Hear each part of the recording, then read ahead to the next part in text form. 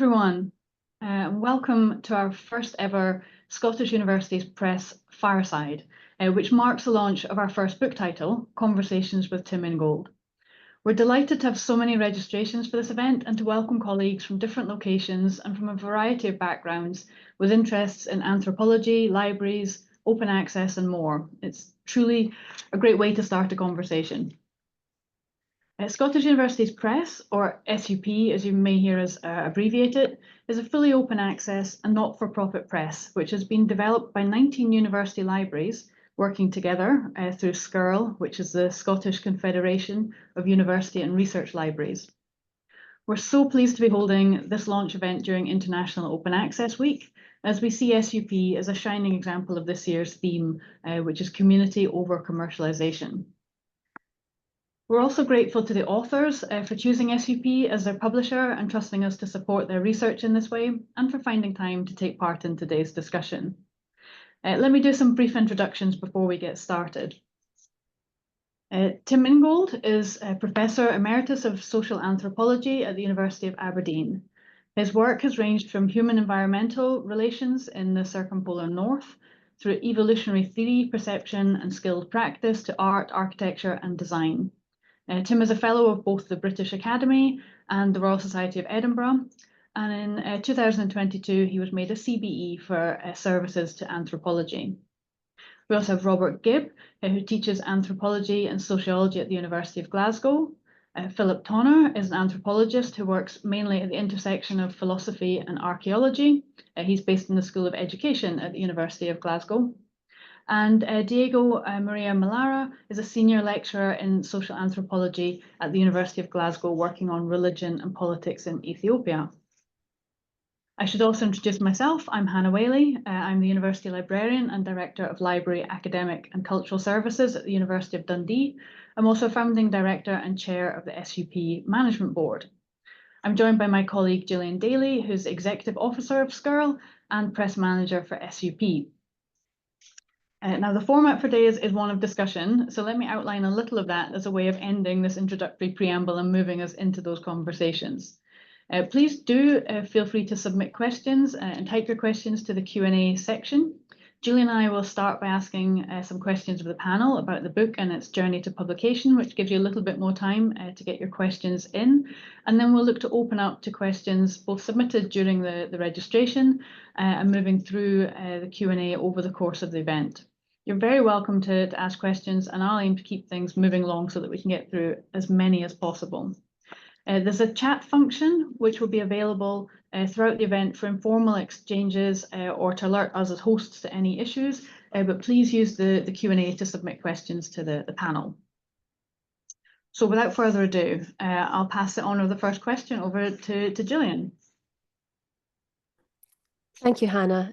So as Hannah mentioned, we are very much in the thick of International Open Access Week, and we're launching an open access press.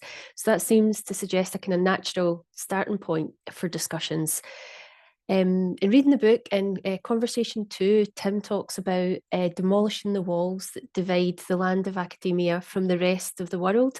And I have to say that on reading that, I really felt like that could be a description for the overarching aim of open access publishing too.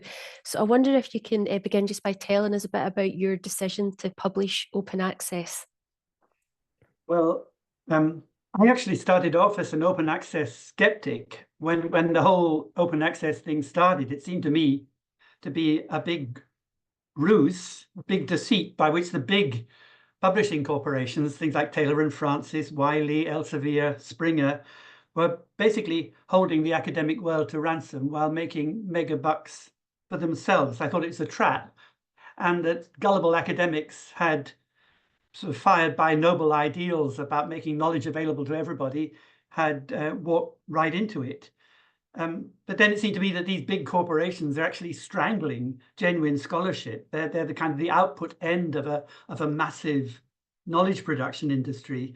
With this kind of input-output thing, well, what comes out is basically shit.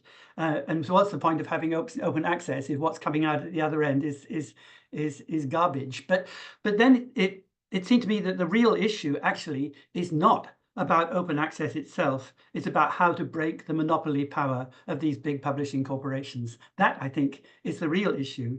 And it seems to me, although I don't quite understand the mechanics of it all, that small university presses like SUP, and there's a few other small independent publishers that are doing open access, like Punctum, for example, they could subvert the business model of the big corporations by playing them at their own game. And I think that's the way forward. So I'm really interested in open access because as a way of giving more strength to the bow of small university presses and breaking down the power of these enormous corporations that have literally strangled academic scholarship.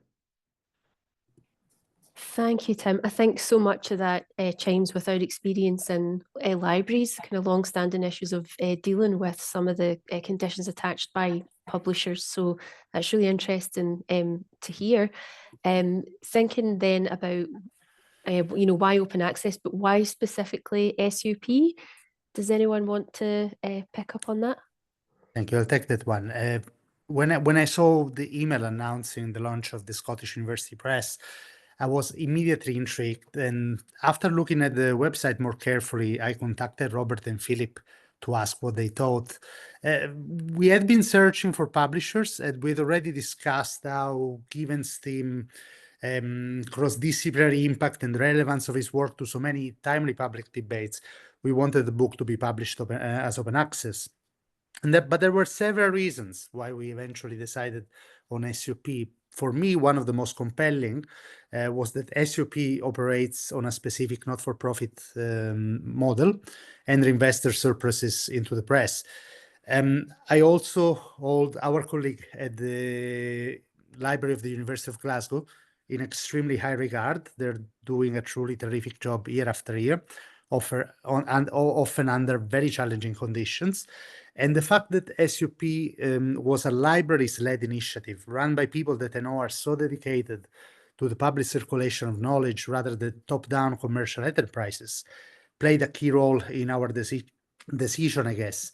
Finally, there is something that Tim mentioned in the book that made me reflect more deeply about Glasgow and Scotland, the places where I live and work. Tim told us that some of his colleagues viewed Aberdeen and its university as peripheral academic sites due to their geography. However, Tim argues that far from being academically remote and isolated, Aberdeen was central to a network of institutions across Northern Europe and beyond. Now, the context of my answer to your question obviously is rather different, of course, but I also often hear similar arguments about Scotland being somewhat academically peripheral, and that's a view that personally I found profoundly unconvincing.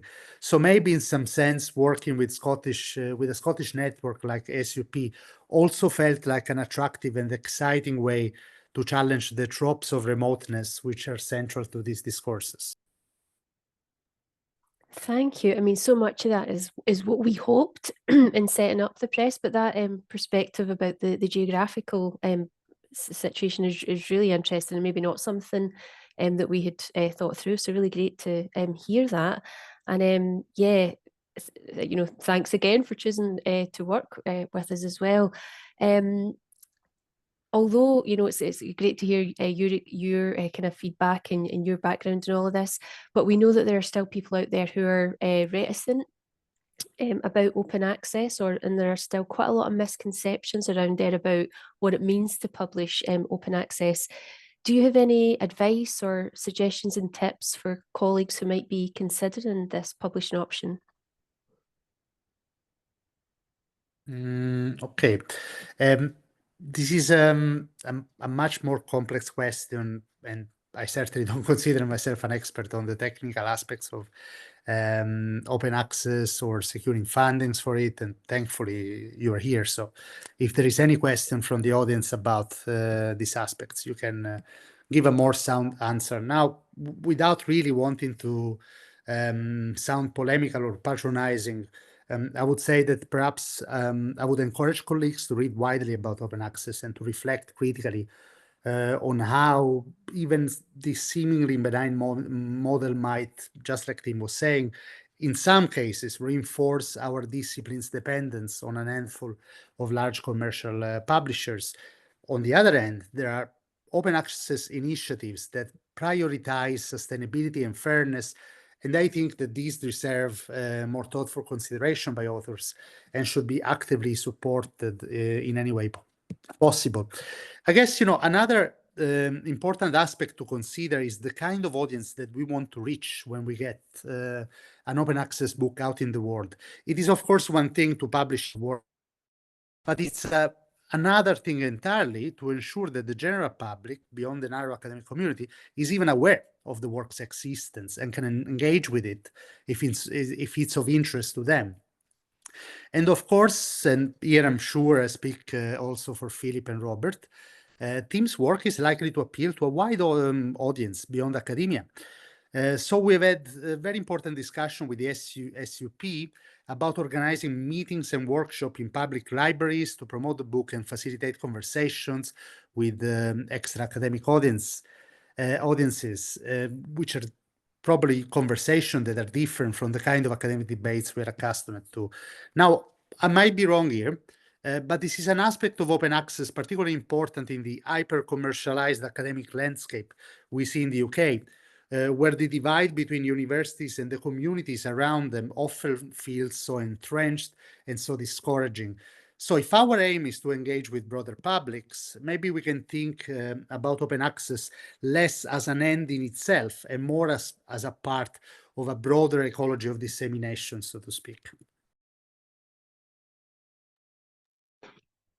Thanks, Diego. I think a lot of what you're saying there will definitely chime with colleagues working within open access and within libraries, where that sense of community and how to reach people has long been of interest. That support for the OA model and exploring these different aspects is really important.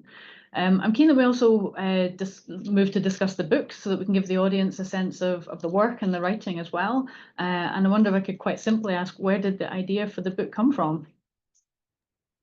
So just to come in on that, I think there are lots of good reasons to write about Tim and with Tim and about Tim's work.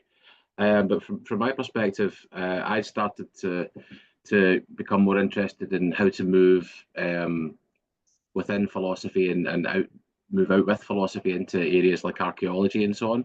And what I found in Tim was just the right kind of balance of anthropology, philosophy, archaeology, and evolutionary questions that really made his work, essential thing to engage with. So Tim himself was very encouraging to me in communications and support for my own work. And when I came to Glasgow and discovered the Anthropology network that Diego and colleagues had organised, they were going to be interviewing Tim, so I volunteered to take part. We conducted the interview during, I think, just right at the start of lockdown, and engaging with Tim in that process and having a wider engagement with his writings really convinced me that working on an introduction to Tim, as I'd started to do, would be better served collaboratively. So after that interview in the Anthropology network, it seemed a natural step for me to ask Robert and Diego if they would be interested in asking Tim if he would be willing to participate in a further series of interviews with a view to turning that into a book, something along the lines of an introduction to his thought, to his life and work. So that was really my kind of take on that. And that interview format that you mentioned, you followed that through in the book. People will have seen both the clue in the title, that it's conversations, and anyone that's delved in on its release now will be seeing that as well. So why that sort of sticking with that interview format, and what did that bring to the writing of the book? Well, in response to the opening question of the very first conversation, Tim explains that sometimes being interviewed has helped him clarify his own thinking. And Philip, Diego, and I thought at the outset that an interview or a series of interviews could be extremely useful to readers too, in helping to learn more about a particular scholar and their work. So we felt that the question and answer format was be an engaging and accessible presentation of key arguments and ideas. And we'll look forward to getting feedback maybe today or afterwards from readers of the book, or whether that's been the case for them. Yes, I think so, and I think it will be interesting for you to get that feedback. Was there any challenges with that interview format? Tim, in the book you mentioned cautioning students against approaches to research. I mean, you've got large scale sort of transcription exercises. Imagine transcription might well have been one challenge, but were there others, either from the interviewee or interviewer perspective?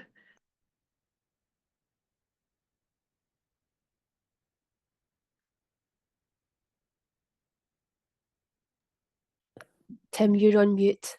Sorry. Excuse me. Yeah. So sorry, I start again.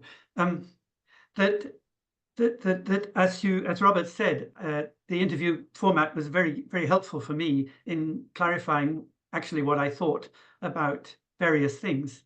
It was challenging in the sense that usually if I'm writing something, I'm asking my own questions and I'm setting my own agenda and responding to that. And in the interview format, you're actually responding to somebody else's agenda, which is a challenge, because you're having to reformulate things in such a way as to press different buttons, if you like. But I've always emphasized in my own work the importance of conversation as a basic democratic procedure of scholarship. And so the fact that this book is called Conversations is itself very important to me. I did find it challenging having all the time to think on my feet. And you know how it is that in an interview, when you're thinking on your feet, and then an hour or two afterwards, you think of what you really ought to have said or meant to say, or words you should have used, and then you're annoyed because you didn't say it then. But that did mean that there was actually a lot of work in dealing with the transcripts afterwards. I confess to having rewritten quite a lot of the direct transcripts in order to turn what looked to be a rather chaotic text, even though it had been beautifully edited as much as by Robert and Diego and Philip as they could. I still needed a lot of work to turn it into something that looked coherent. So that was the challenge afterwards. I don't know if Philip, you want to add to that? Yeah, just I think that that was actually part of the fun was if you can speak about transcription, it's fun, but that certainly was the perspective into the thinking process that Tim uses, that Tim a perspective in Tim's thought, and to see how he does it live, as it were, during the interviews.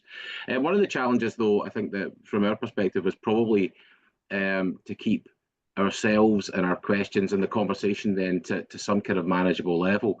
I think one of the first interviews that we did went well over 2 hours, and we could probably have done that for each of the interviews, but we, I think, kind of pulled ourselves back a little bit from that and tried to turn it into something that was more confined and more manageable, not only in terms of not impinging too much on Tim's time, but also in terms of thinking about, well, how are we then going to work with this material?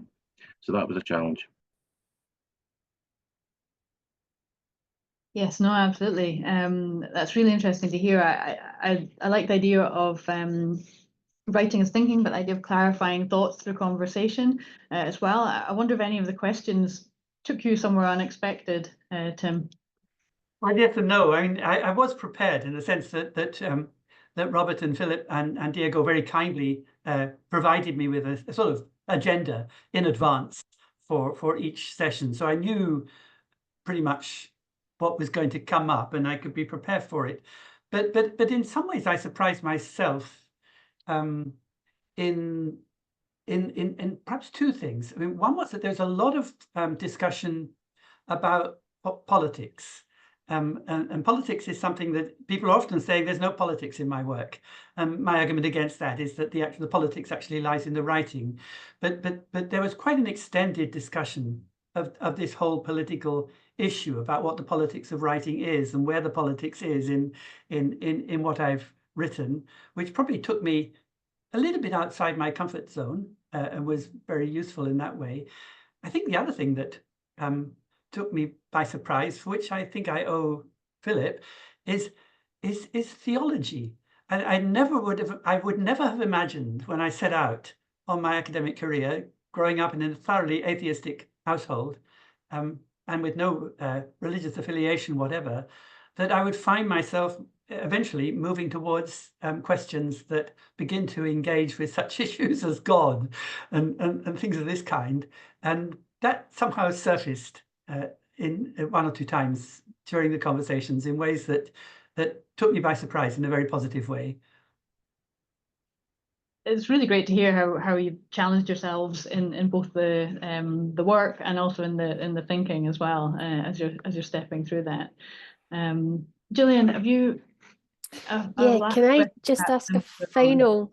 Sorry, Hannah. Can I just ask a final question before we open more widely? And just going back to that theme of the aims of open access in terms of extending out to wider audiences. And I'm just wondering if you had any specific thoughts about what a general reader or a more general audience might take from the book. Yeah, that's such a great question. It's also a very difficult question to answer because Tim's work is very diverse and relevant to so many public and urgent debates. Now, I was reflecting on this a few days ago when I had a conversation with my neighbor, who is a retired journalist from the islands, who emphasized how lines, paths, traces, which are key topics, of course, in Tim's work, are central to how people in his region think about movement, land, but also belonging. And he immediately found a focus of online resonant with his experience. It made complete sense to him. And in fact, he said, well, why is anthropology not about that? Why weren't these topics not explored before? But it also, for him, resonated with broader histories of dispossession, and particularly the so-called enclosures, which consolidated, as the Scots will know, private properties and privileged wealthy landowners at the expenses of communal land and family-operated farms. It strikes me that every enclosure perhaps starts with a line, a violent demarcation, and how painfully timely this topic is in today's world. So I think that Tim's work can contribute a lot in that sense, and I must confess I hadn't seen that interest coming, and I'm happy that the neighbor is buying the book. But now, a compelling aspect of Tim's work for me that will appeal to many people is his critique of the stubborn ways in which we understand the relationship between humans and nature through tired dichotomic separations. As you can imagine, when you're working with young students, you constantly hear concerns about the climate crisis, for instance, accompanied by a growing sense of urgency to creatively rethink the significance of our positioning within the environment, right? As humans, as individuals, and so on. What is really interesting is that these concerns also overlap with Tim's more recent work on generations, where, to simplify a quite complex argument, he argues against viewing succeeding generation as self-contained social entities stuck upon one another in a lasagna shape, as it were. So Tim's highlight instead how generations are inextricably entwined, wrapping around one another in time. And to me, this perspective will appeal to many because I think it really manages to capture both frictions and continuities between generations in a time of crisis, which concretize the energies beyond current activism, as well as the very substance of our nightmares of collective finitude, so to speak. So generations here are not just one means through which we rework imaginaries of the futures, but they also perhaps provide the tools to contemplate his tragic disappearance from the imaginative horizon. And I'm absolutely convinced that the unorthodox conversation format of the book allows for a more informal and accessible prose and discussion about topics and arguments which are very, very difficult, very intricate, making the book more digestible for a general public. But maybe we can also say that in a sense, this book is a very bold vindication of anthropologists' enduring relevance in addressing pressing global challenges. And I'm absolutely sure that this will be a book that young people might be interested in. Yeah, I think that's absolutely true. And in terms of, speaking myself as a non-anthropologist and having read the book, I felt that the conversational approach really did open up the topics covered, and the sheer breadth, I think, would definitely mean that, anybody could take something from that. And going back to your neighbour's point, actually, I probably quite a similar experience. Reading the chapter on the conversations on lines, I was kind of absorbing all that, and then I was in a cafe when I was reading it, and I looked around and I realised that I was sitting on a carpet that was totally lined, and I was kind of at the centre of this, and I was reading the bit about the South Indian communities who believe that as a filtering system. They put lined fabric on the doors as a filtering system against various kind of ills and evils. So I had this lovely moment of kind of synchronicity, I suppose, of reading that and feeling at the centre of a bunch of lines myself, which was a really nice moment. But I will end there on that probably oversharing episode, and open up more widely to some of the questions that we've had as part of registration. Gillian, I'll pick up there. Just say no. I'm glad you said that, because I'm excited for the authors to be hearing this feedback I think they're going to get from the book and from this format that you've written it in, and the way that will let people sort of access these conversations and your thinking and step into it themselves. So I think that's a great example, and I'm actually quite excited to hear more of that about the book from your readers now that we're launched. I'm going to just mention to everybody as a reminder that this is a question and answer format that everybody is really welcome to participate in. So for everybody in the audience, please use the Q&A section to submit your questions, and we'll keep stepping through questions that people are submitting. So do put them in there, get your question in now, so that we will be moving on to those in just a moment. As people are doing that, then let me ask one that's coming from people as they registered. The first question I'll go with is from Yeroen Herk at Scotland's Rural College Student Association, who asks, governments encourage tertiary education institutions to promote entrepreneurialism, supporting individuals and business rather than people or communities. How can we teach students to demand economic democracy where the means of production are shared? Do you want me to ask that? It's a hard question to answer. Maybe I'll defer to my colleagues. I'll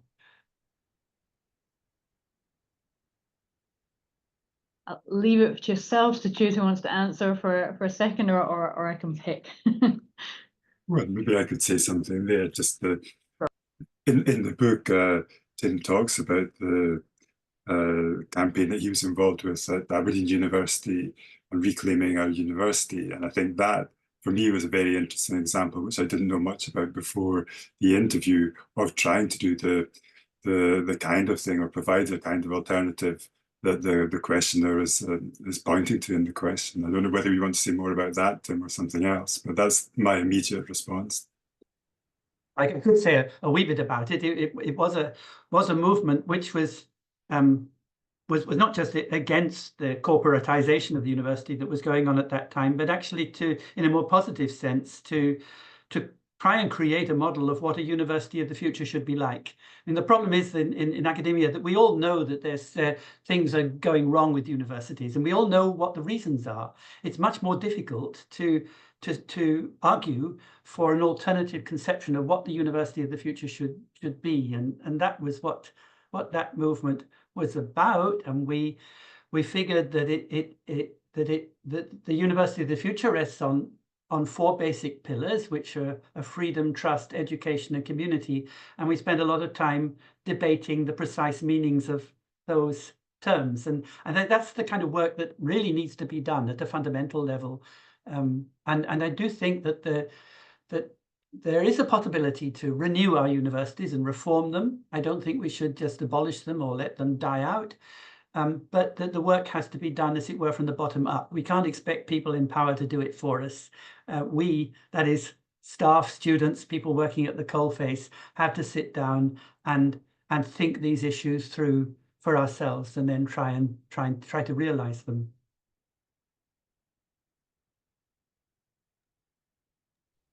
Thanks, Tim. Does anyone else want to add, or shall we move on to the next question? Yeah. So the next one we have is from Jennifer Loudon, who is the Vice Chair of our SUP Management Board and Director of the Library at Robert Gordon University. And Jennifer's asking, if you could choose only one, would you prefer the book to be a commercial success or a critical success? These questions in the paper that ask you whether you want more sex, pay more money. I think critical success is what I'm concerned with. Maybe commercial success is what you at SUP are concerned with. Can I add just a note? I think we all agree with Tim. And if I'm not mistaken, we all chose to redirect our share of the profits into the press, precisely because, that's really was our concern. So I think that's an excellent question, and we appreciate the answer there. And I think I'll reiterate the theme of International Open Access Week being community over commercialization. And I think that idea of supporting authors to see the impact that they want with their research and their work, and finding that community is certainly an interesting direction for all of us to keep headed in. So yeah, absolutely appreciate your answers there. I have one further question from registration ones, which was Sian Guo from University of Chicago, asking if you could expand a little further on the evolution without inheritance article. Oh, that's a long, complicated one, but this is. I've been long having arguments with those who have been putting forward a neo-Darwinian perspective in evolutionary biology and trying to incorporate the phenomena of what we call culture within that perspective. And what I try to do there is to show that despite various attempts to broaden the neo-Darwinian paradigm into what is sometimes called the extended evolutionary synthesis, which includes various kinds of inheritance of modalities beyond the genetic, that the real bug in the system, the real flaw is the concept of inheritance itself, which most evolutionary biologists take as a kind of sine qua non of evolution. They say, how can you possibly have evolution unless there is inheritance? And it somehow goes back to what Diego was talking about earlier in relation to the idea of generations. If we think about generations not as replacing one another sequentially in layers, but as winding around one another, the image I use is of fibers in a rope, that they twist around one another, and as old fibers give out, you introduce new ones so the rope can keep on winding. And if you think of life like that, as a process in which generations work together in keeping the process going, then the idea of inheritance, of passing on a package of genes or culture or whatever it might be from one generation to the next, really doesn't make sense. So what I try to do in that article is to see how we could think of evolution as a life process that does not just take place within generations, but goes across generations through the overlap of successive life cycles. That's a quick summary. It's a long article and it's quite complex. Thanks, Tim. No, I appreciate that, and I hope that that's given Sian some more information there. But again, so much more to unpack and explore in all of your work. Shall we move on to other questions that are coming in, Gillian? Yeah, so we have a few questions coming through the chat now. The first is, I'm a newbie in anthropology, so please forgive the basic question. Since ethnography is a research method now used widely across disciplines, what makes a particular ethnography anthropological and others not? I've had a long argument about the relationship between anthropology and ethnography, which continues to be controversial both within anthropology and without. My view actually is that although anthropology and ethnography are both valid exercises, they have different objectives. And that whilst ethnography is an attempt to understand the life and time and thinking of people somewhere, sometime, in its context, subtly, with sensitivity. That is one thing. But the goal of anthropology is to inquire through conversations with people into the conditions and possibilities of human life in the world. It's to address the question, how should we live, through conversations with others? And that's a different objective. And I've been trying to show how we need to, we should not confuse these two. And part of that is to argue again that we should not actually think of ethnography as a research method at all. The method we use is participant observation, and that is observing people or observing what is going on. Observing means not objectifying, but of following, watching, paying attention to what is going on around us through our participation in the life in which we're interested. So participant observation is a kind of conversation, if you will. And it's through conversations that we mutually develop understandings which are potentially transformative. I think it's somehow misleading to render that process as ethnography, and particularly misleading to think of ethnography as a method, a means to collect data for some further end. Ethnography is not a means to an end; it's an end in itself. And so I'm a bit critical of the way in which ethnography has been exported from anthropology to all sorts of other subjects as this kind of method you can use, which is sometimes simply equated with collecting information that is qualitative rather than quantitative. And that really reduces it makes it almost banal, and I think is something we have to question and resist. Thanks so much for that summary, Tim. And I know that there's much more discussion on that in the book. So this is a good opportunity just to plug that is available free to download from sup.ac.uk for that further exploration of that topic. And over to Hannah for the next question. Thanks. And we've got a question from Emmanuel Fantini asking, did you think of a podcast as a medium to share the interviews, or perhaps as a companion to the book? If you don't mind, I'll take that one. First of all, hi, Emanuele. Emanuele is a colleague working at the Delphi Institute for Water Education, Water Conflicts and Rights to Water, which I think are very relevant to this kind of conversations we had.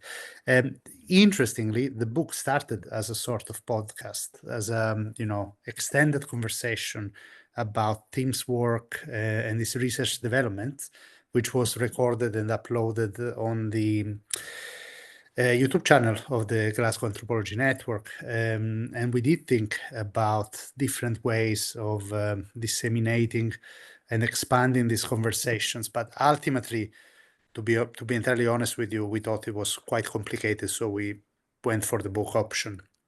And perhaps in the future, we'll manage to, put together some more multimedia tools that will allow us to further communicate these ideas. Thanks, Diego. Gillian? Yeah, so the next one is, I'm not sure, this is maybe a bigger, wider life question, really. Tim, you had mentioned that when you're in an interview situation that you often you reflect back and think what you should have said or what you would have liked to have said. Does anyone have any tips for combating this occurrence? Certainly, I don't know, I think that's one of these things, behaviour patterns that we're doomed to repeat. But any ideas, welcome? I don't think it's something to combat. I think it's something to celebrate, because what it shows is that you're thinking.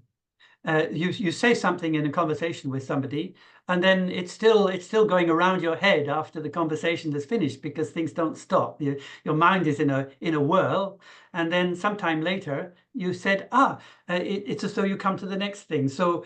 And then you say, I wish I'd said that. But what you mean really is that your thinking doesn't suddenly stop at the moment when the interview comes to an end or the conversation stops. It carries on, and it's precisely because it's carrying on that it's being productive. You think you're actually getting somewhere. So far from thinking this is something I've got to combat, you say rather you should welcome this because it shows that you're moving on, and that thought is alive and moving. I think that's a great way to look at it, and certainly, reassuring for all of us who are in that situation. I did wonder if I may just jump in with another question. Did that make it difficult in terms of editing the book? If you're always going back thinking, your mind's racing on and you're, thinking that you've got more to contribute, more to add, was it hard just to draw a final line for that reason? It is a little hard, but the thing about this book and what for me makes it special is precisely that through the conversation format, it allows us to see what's really going on when minds are at work.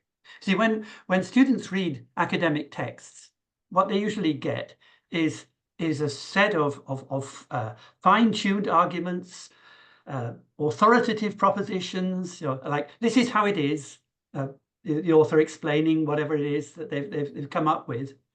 And you don't realize that actually behind all this is a mind that is kind of racked by foibles, doubts, anxieties. We tend to cover all that up when we publish our authoritative works, so that nobody can see all the anxiety, all the doubts, all the contradictions, all that are trying to work themselves out. And what I like about this book is that it might be actually rather full of these things, but it gives us a glimpse into what the working of scholarship really is behind the scenes of the finely crafted authoritative works that we tend to put out for publication. And that's, I think, is what's special about it.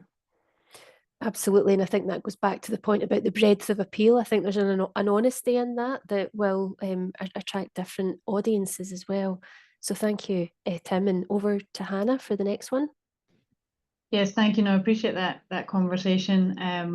That idea of insight into what is creative process as well as research process. I think is saying lots that people can learn and will want to take from that or find interest in.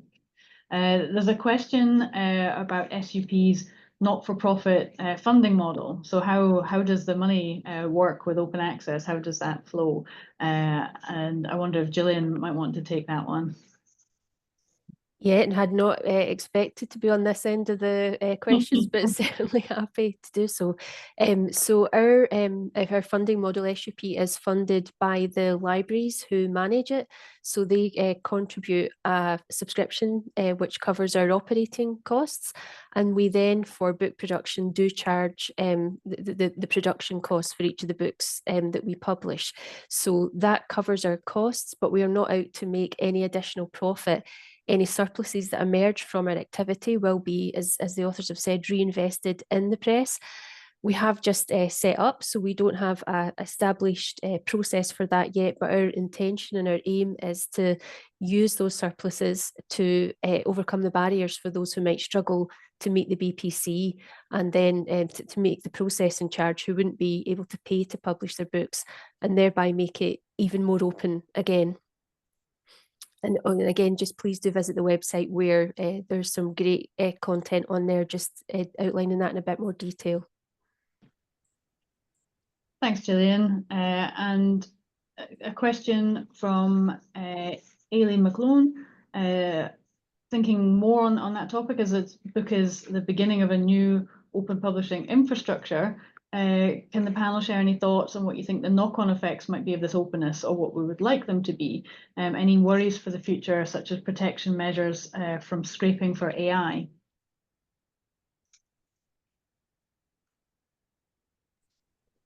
Does it help if I kick off on that one again? Is that okay? Yeah, and maybe bring in. So my depths with it. Well, actually, I was just going to go back to your opening statement, Tim, and all of the kind of issues that you outlined in terms of, the publishing landscape and relationship with publishers. So what I would hope is that we in future have a fairer and more equitable publishing infrastructure. And I think that all of the university publishing, all of the presses that are emerging in the last number of years are moving towards that. So to diversity in what is quite a really closed environment where, you know, monopolies exist across some of the really big publishers. So I think that having that fairer and more open infrastructure will have real benefits, both in terms of how publishing operates within institutions, but in terms of how that the money stacks up. You know, in libraries we're often you know, left with the really high costs of closed content. So I think that we're really keenly aware that of the benefits that open access can bring in that area. On the question of worries about the future, yeah, I mean, I think that the scraping through AI is a reality that we faced quite early on. So we had, when we set up SUP, we wanted all of our content to be openly as open for reuse as possible. But we were advised by colleagues that, you know, even content on our website available for free was being scraped and resold on third-party sites. So we had to think about our licensing really early on in terms of protecting authors against that. And I think that will be an ongoing challenge in so many different reuses of content, and quite unscrupulous approaches are emerging. So it's something that is a concern. But again, I think that having the kind of trusted infrastructure through libraries is a really important balancing effect to some of the threats and challenges from AI. I don't know if any of the panel want to come in on any of that. I might just add to it that I think that the AI is a bubble that will soon burst. I don't think it has any future. I'm pretty sure, in fact, that most of the digital thing will probably not last more than another century. In the long term, I think it's probably not a worry. It's simply unsustainable. So anyway, that's my view of it. No, that's a great view to contribute in, and I think a final word I would add to that question is just that libraries' interests align with all of these things. We're interested in access, in long-term preservation and sustainability. We're interested in technology as means to support people, but also in licensing and making sure that authors and our researchers are achieving what they need to do within that. So all of these things, we feel the libraries have a place to be in that conversation. So we're glad that this gives a mechanism to participate in that. Gillian, do you want to pick a question? Given you've been on the review. Yes, so we have a question from Richard Irving coming in on the Q&A. What do the authors think about the future of the dialogue disputation as a literary format? It was very popular in the Renaissance and got Galileo in some hot water back then, but seems to have waned in popularity. Are you spearheading a comeback? I don't know, but I like it. I like it as a format. When it's done the way it was done in this case, I've noticed quite often now in journals, we often have little bits at the end where there's some conversation going on or a little interview thing. And sometimes I find them a bit irritating because it sounds cliquish. It's a group, maybe people who know and admire one another, and they spend a lot of pages patting each other on the back and explaining how clever they are, and that's annoying. I didn't have that experience with Diego, Robert, and Philip. Quite contrary, and I think so. Disputation as a format is fine so long as it really is disputation, and not some sort of cliquish mutual congratulation exercise.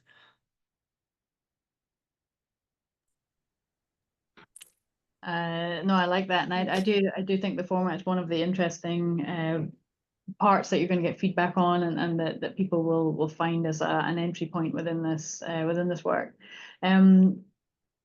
We have another question from a different question from Priyanka. A previous point was made about the future of academia. Do you see the future of academia as texts being more accessible for wider audiences?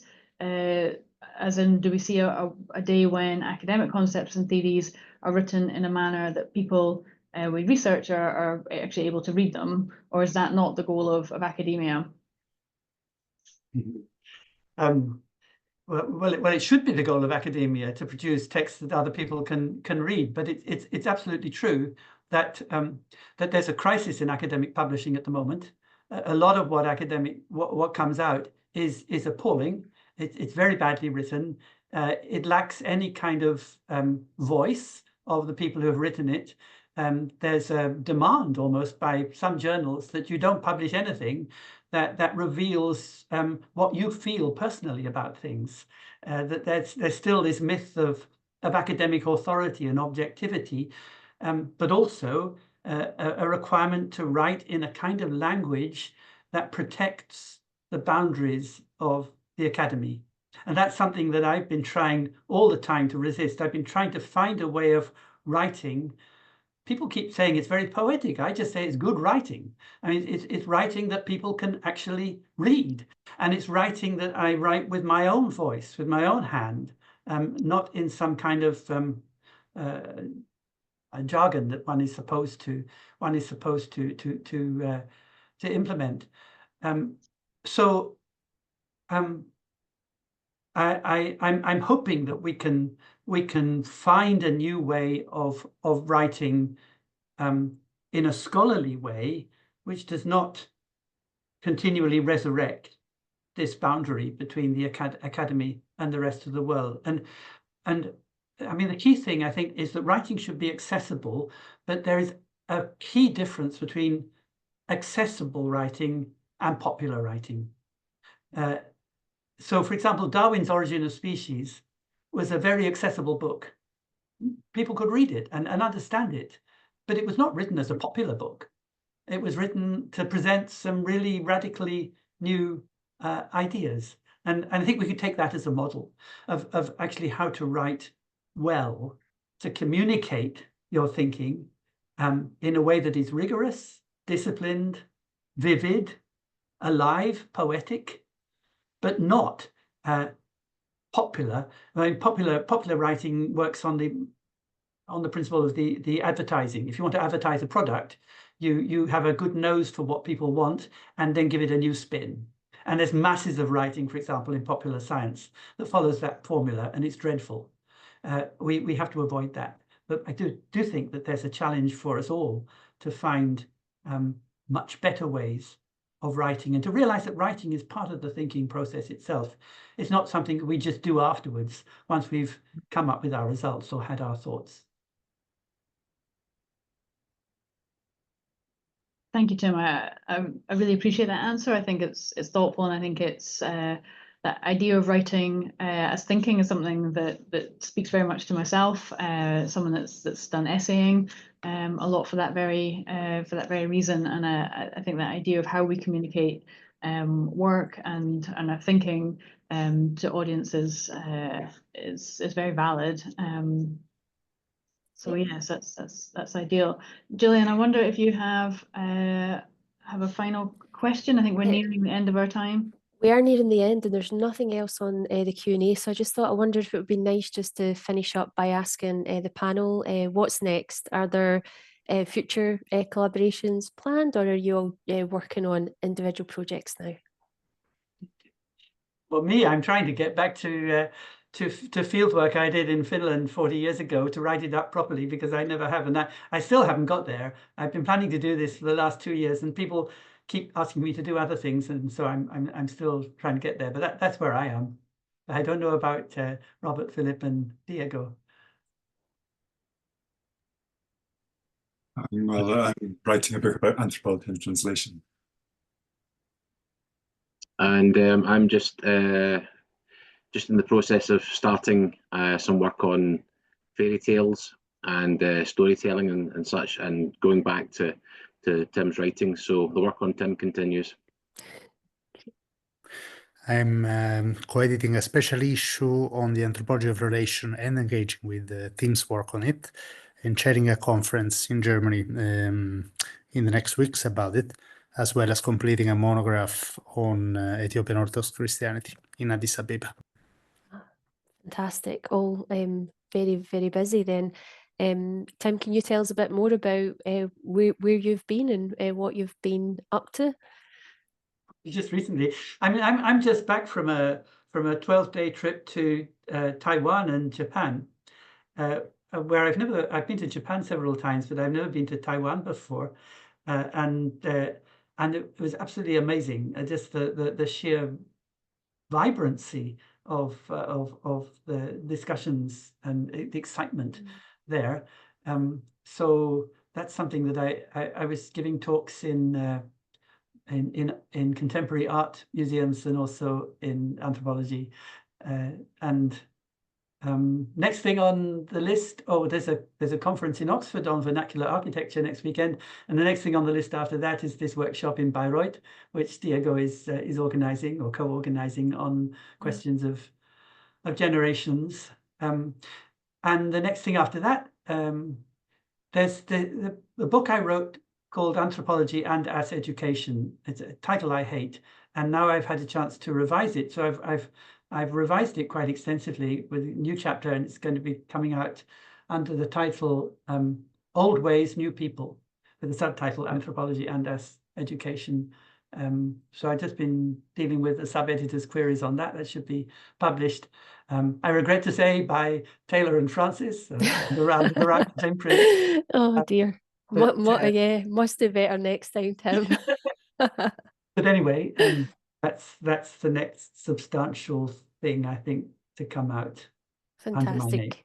Well, thanks so much to you all for finding time amongst all of that to join us today. There's a nice comment there just come through in the Q&A to say thanks so much for generously sharing ideas and experiences about getting this work out, which seems a really fitting end.